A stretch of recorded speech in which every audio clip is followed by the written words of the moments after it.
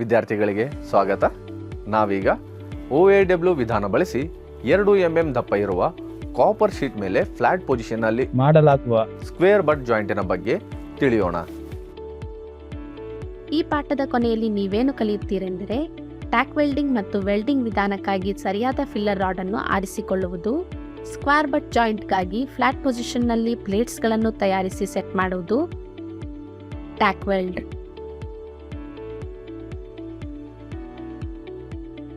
Copper but joint ಅನ್ನು ಸರಿಯಾಗಿ weld ಮಾಡಿ.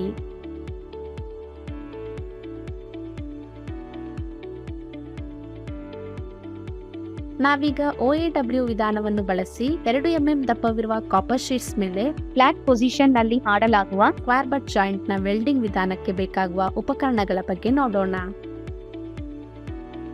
Steel rule, scriber, nozzle, ball peen hammer, flat file,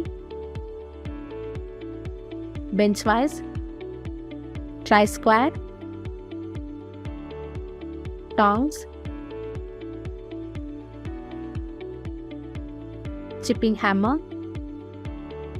steel wire brush, filler rod, oxygen ಮತ್ತು ಅಸಿಟಿಲೀನ್ cylinder ಮತ್ತು welding torch, personal protective equipment, respirator. ನಾವೀಗ OAW ವಿಧಾನವನ್ನು ಬಳಸಿ 2 mm ದಪ್ಪವಿರುವ copper sheets ಮೇಲೆ flat position ನಲ್ಲಿ ಇಡಲಾಗುವ ಸ್ಕ್ವೇರ್ ಬಟ್ ಜಾಯಿಂಟ್ ನ ಮುಖ್ಯವಾದ pre welding preparation steps ನ ಬಗ್ಗೆ ಕಲಿಯೋಣ. 150 mm ಉದ್ದ ಮತ್ತು 50 mm ಅಗಲ ಅಳತೆಯಲ್ಲಿ ತುಂಡುಗಳನ್ನು ಕತ್ತರಿಸಿ. ಚೌಕಾಕಾರದ ಅಂಚುಗಳಿರುವ ಕಾಪರ್ ಶೀಟ್ಸ್ಗಳನ್ನು ತಯಾರಿಸಿ. ಸರ್ಫೇಸ್ ಆಕ್ಸೈಡ್ ಮತ್ತು ಬೇರೆ ಕಲ್ಮಶಗಳನ್ನು ತೆಗೆಯಲಿಕ್ಕಾಗಿ ಶೀಟ್ಗಳನ್ನು ಸ್ಟೇನ್ಲೆಸ್ ಸ್ಟೀಲ್ ವೈರ್ ಬ್ರಷ್ ನಿಂದ ಶುಚಿ ಮಾಡಿ. ಬಟ್ಟಿಂಗ್ ಎಡ್ಜಸ್ ಮೇಲೆ ಪೇಸ್ಟಿ ಫ್ಲೆಕ್ಸ್ ಅನ್ನು ಅಪ್ಲೈ ಮಾಡಿ. ಬ್ಲೋ ಪೈಪ್ ಮೇಲೆ ನಾಜಲ್ ನಂಬರ್ 5 ಅನ್ನು ಫಿಕ್ಸ್ ಮಾಡಿ. ಆಕ್ಸಿಜನ್ ಒತ್ತಡವನ್ನು 0.5 ಮತ್ತು 1.41 kg per square centimeter ನ ನಡುವೆ ಇಡಿ ಮತ್ತು ಅಸಿಟಿಲೀನ್ ಅನ್ನು 0.8 ರಿಂದ 0.15 kg per square centimeter ಗೆ ಇಡಿ. ಶೀಟ್ಗಳನ್ನು 1.5 mm ನಿಂದ 2 mm ರೂಟ್ ಗ್ಯಾಪ್ಗೆ ಸೆಟ್ ಮಾಡಿ. ರೂಟ್ ಗ್ಯಾಪ್ ಅನ್ನು ಹೇಗೆ ಸೆಟ್ ಮಾಡಬೇಕಂದ್ರೆ ಬಟ್ ವೆಲ್ಡ್ಸ್ಗಾಗಿರುವ ಜೋಡಣೆಯ ಪ್ರತಿ 100 mm ಉದ್ದಕ್ಕೆ ಅದು ಸುಮಾರು 1 mm ಹೆಚ್ಚಾಗಬೇಕು. ಸ್ಟಿಕ್ ನ್ಯೂಟ್ರಲ್ ಫ್ಲೇಮ್ ಅನ್ನು ಹೊಂದಾಣಿಸಿ.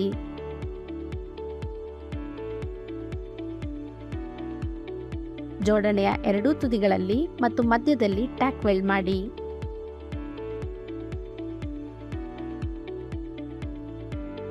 ಬ್ಲೋ ಪೈಪ್ ಫ್ಲೇಮ್ ಅನ್ನೇ ಉಪಯೋಗಿಸಿ ಅದನ್ನು ಮೊದಲೇ 150 ರಿಂದ 180 ಡಿಗ್ರಿ ಸೆಲ್ಸಿಯಸ್ ತಾಪಮಾನಕ್ಕೆ ಬಿಸಿ ಮಾಡಿ. ಇದರಿಂದ ವೆಲ್ಡಿಂಗ್ ಸಮಯದಲ್ಲಿ ಎಕ್ಸ್ಪಾನ್ಷನ್ ಪ್ರಭಾವ ಕಡಿಮೆಯಾಗುತ್ತದೆ.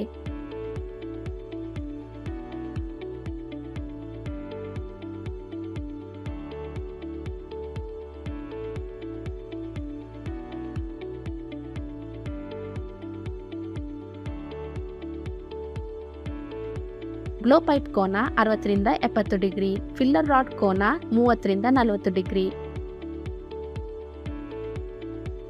ನಾವೀಗ OAW ವಿಧಾನವನ್ನು ಬಳಸಿ 2 mm ದಪ್ಪವಿರುವ ಕಾಪರ್ ಶೀಟ್ಸ್ ಮೇಲೆ ಫ್ಲಾಟ್ ಪೊಸಿಷನ್ ನಲ್ಲಿ ಇಡಲಾಗುವ ಸ್ಕ್ವೇರ್ ಬಟ್ ಜಾಯಿಂಟ್ ನ ವೆಲ್ಡಿಂಗ್ ವಿಧಾನದ ಬಗ್ಗೆ ಕಲಿಯೋಣ.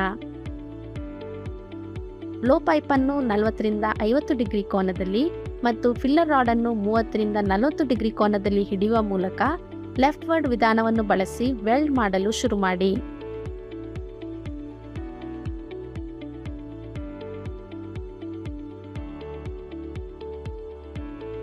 ವೆಲ್ಡಿಂಗ್ ಮುಗಿಯುವವರೆಗೆ ಫಿಲ್ಲರ್ ರಾಡ್ನ ತುದಿಯನ್ನು ಫ್ಲೇಮ್ನ ಹೊರಗಿನ ಎನ್ವಲಪ್ನಿಂದ ತೆಗೆಯಬೇಡಿ.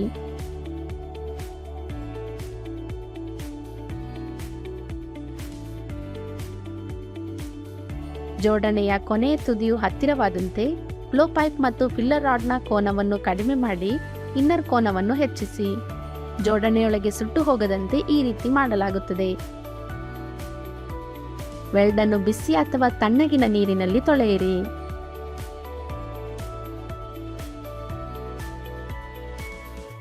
ನಾವೀಗ OAW ವಿಧಾನವನ್ನು ಬಳಸಿ 2 mm ದಪ್ಪವಿರುವ ಕಾಪರ್ ಶೀಟ್ಸ್ ಮೇಲೆ ಫ್ಲಾಟ್ ಪೊಸಿಷನ್ ನಲ್ಲಿ ಇಡಲಾಗುವ ಸ್ಕ್ವೇರ್ ಬಟ್ ಜಾಯಿಂಟ್ ಮಾಡಲು ಅನುಸರಿಸಬೇಕಾದ ಮುಖ್ಯ ಅಂಶಗಳನ್ನು ನೋಡೋಣ.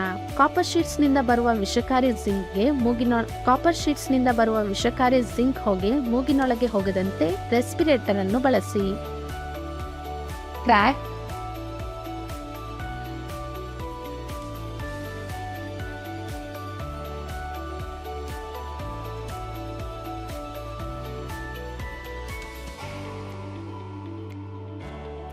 ರೂಟ್ ಫ್ಯೂಷನ್ ಇಲ್ಲದಿರುವುದು,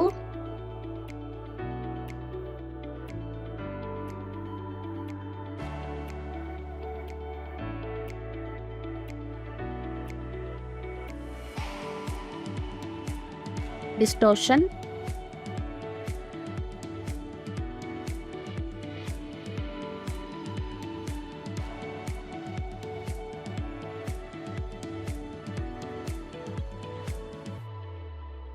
ರೂಟ್ ಪೆನೆಟ್ರೇಷನ್ ಇಲ್ಲದಿರುವುದು,